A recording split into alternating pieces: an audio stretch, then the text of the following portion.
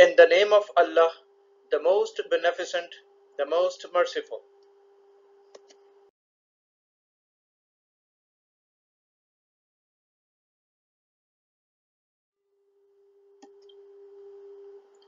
English 8. Lecture 2. I am Muhammad Asim Pervez. Dear students, welcome to the video lecture. In the previous lecture, we had an introduction to the story, A Shot in the Dark. Today, we'll talk about the passages and their explanation.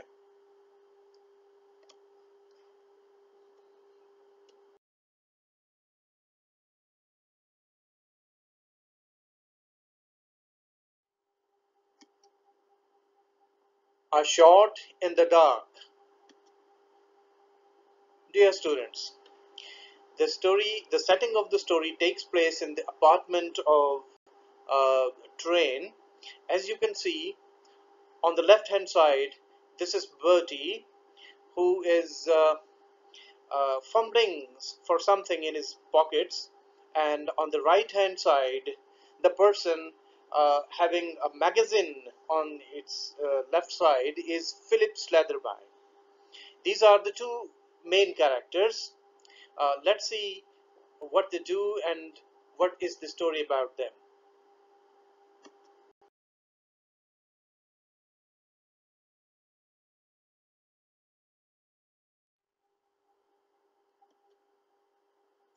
Explanation of the passage, page number 6.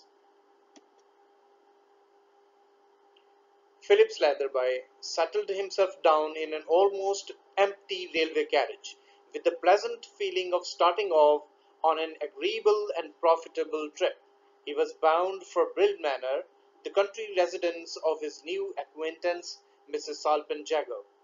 Honoria, Salpenjago was a person of some social importance in London, and of considerable importance and influence in the county of Yorkshire. The county of Yorkshire was of immediate personal interest to Philip Slatherby. It was held for the government in the present parliament by a gentleman who didn't intend to see re-election, and Slatherby was under serious consideration by the party managers as his possible successor. The Salpenjago influence was not an item which could be left out of consideration, and Philip Slatherby had been delighted at meeting Honoria at a small and friendly luncheon party, still more gratified when she had asked him down to her country house for the following Friday to Tuesday. He was obviously on approval, and if he could secure the goodwill of his hostess, he might count on the nomination as an assured thing. If he failed to find favor in her eyes, well, the local leaders would probably cool off in their early enthusiasm for him.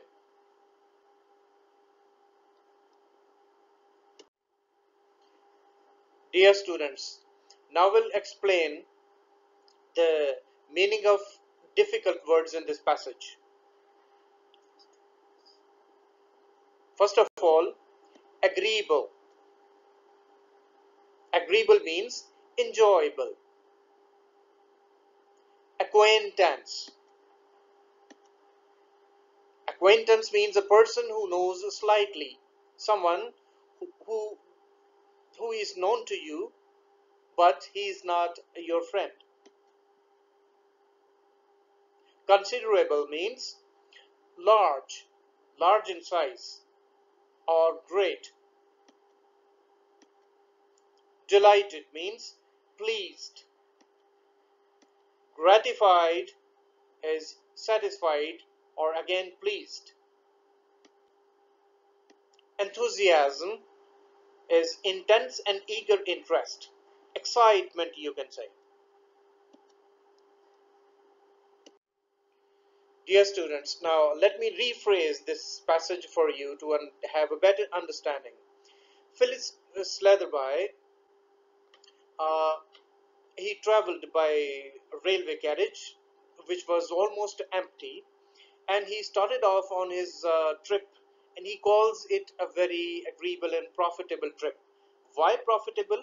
Because he had a longing to become the member of the parliament re-elections, and he was now going to Brill Manor, and right before getting onto the train, he had a meeting with which was organized by the managers of the party, and where he had met Mrs. Alpenjago. She was a person of some high social importance in London and Yorkshire. It was a general concept that whatever the person she will choose will surely become or have a seat in the forthcoming party elections. So, since he had a meeting with her and she had invited him to come to her hometown for the following Friday to Tuesday, so this is why he traveled by train to go to Brill Manor, because he had a longing to become the member of the parliament, and he knew that it was equally important for him to have a meeting and to win his sympathy and his favor, because if he gets successful to uh, win her support, he will definitely have a seat in the forthcoming elections.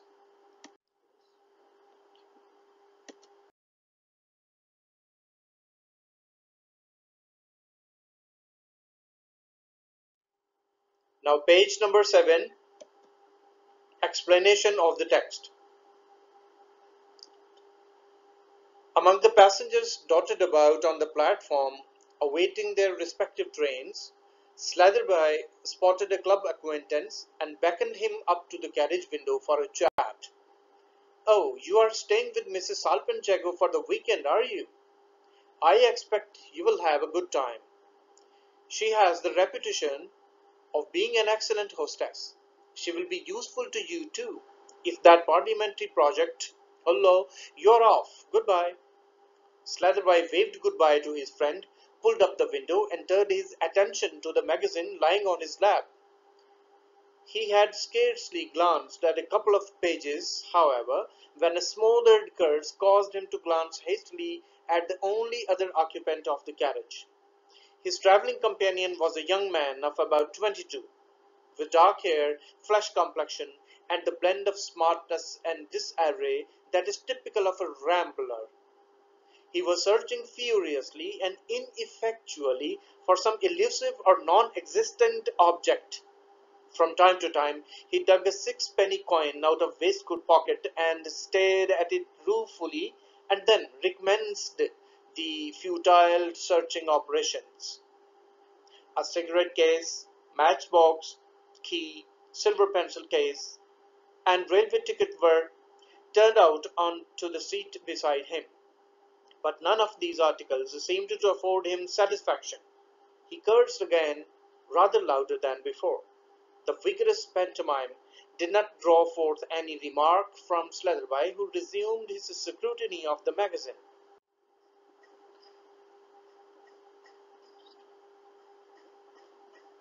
Now I will explain the meaning of difficult words from the passage.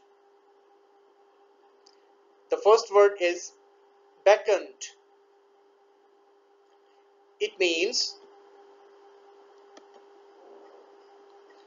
make a gesture with the hand, arm, or head to someone to come nearer or follow. The next word is scarcely. The meaning is only just, almost not. The next word is smothered. The meaning is cover someone or something entirely with. Next word is disarray. It means a state of disorganization or untidiness. Next word is elusive. That means difficult to find, catch, or achieve.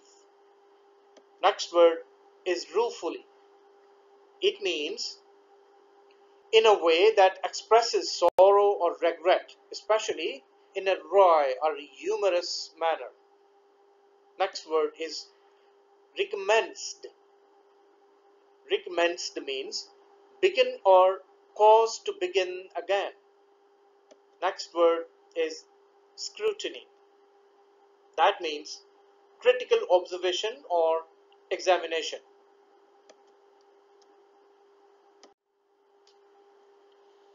Slatherby called out his club acquaintance who was at the platform at that moment. They talked about Salpenjago. The train started and he waved goodbye to his companion. While reading his magazine, Slatherby saw a young man of about 22 with dark hair who seemed to be a vagabond. That young man was searching something in his pockets and cursing himself as well.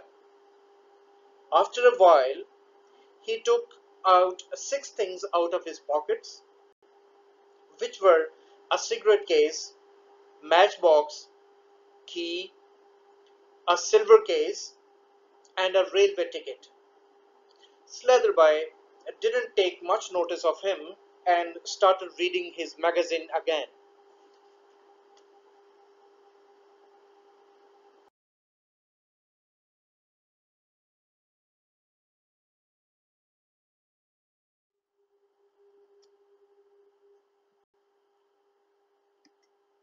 Let's resume explanation from page number 7, the remaining part from page number 7. I say, explained a young voice presently, didn't I hear you say you were going down to stay with Mrs. Salpenjago at Brill Manor? What a coincidence. My mother, you know, I'm coming there on Monday evening, so we shall meet. I'm quite a stranger, haven't seen mother for 6 months at least. I was away yachting last time she was in town. I'm Bertie, the second son, you know. I say, it's an awfully lucky coincidence that I should run across someone who knows my mother just at this particular moment. I have done an awfully awkward thing. You have lost something, haven't you? Said Slatherby. Not exactly, but left behind, which is almost as bad, just as inconvenient anyway. I've come away without my coin purse, with 4 quid in it, all my worldly wealth for the moment. It was in my pocket all right just before I was starting, and then I wanted to seal a letter, and the coin purse happens to have my crest on it. So I whipped it out to stamp the seal with, and, like an idiot, I must have left it on the table.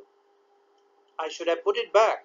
I had some change loose in my pocket, but after I had paid for a taxi and my ticket, I had only got this little sixpence left. I'm stopping at a little country inn near Brunquay for 3 days fishing. Not a soul knows me there, and my weekend bill, and tips, and cab to and from the station, and my ticket on the Brill that will mount up to 2 or 3 quid, won't it?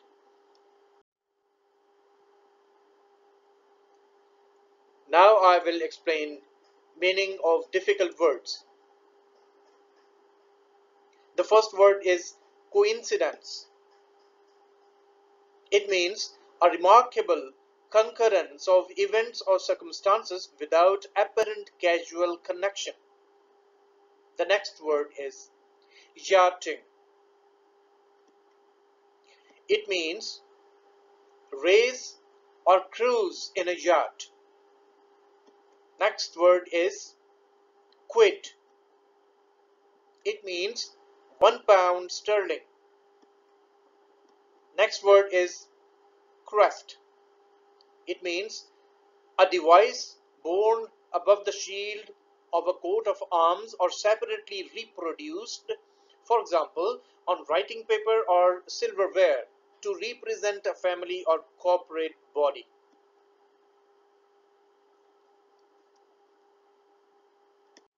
Dear students, let me explain this passage for you. The person who had been searching for something in his pockets told Slatherby that he was the second son of Serpent Jago. He also expressed his good feeling of a chance meeting with Slatherby, who knew his mother. Bertie then explained to him that he had lost his coin purse while he was trying to seal a letter. He told Slatherby and he had only sixpence left. He was going fishing near Bronquay. He also told Slatherby that he had nothing to pay for his bills, and all expenditures could be from 2 to 3 quid.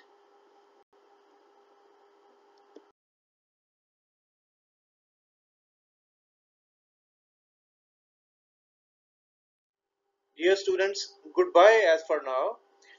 We will soon meet in the next lecture, and we will resume the comprehension in the next lecture.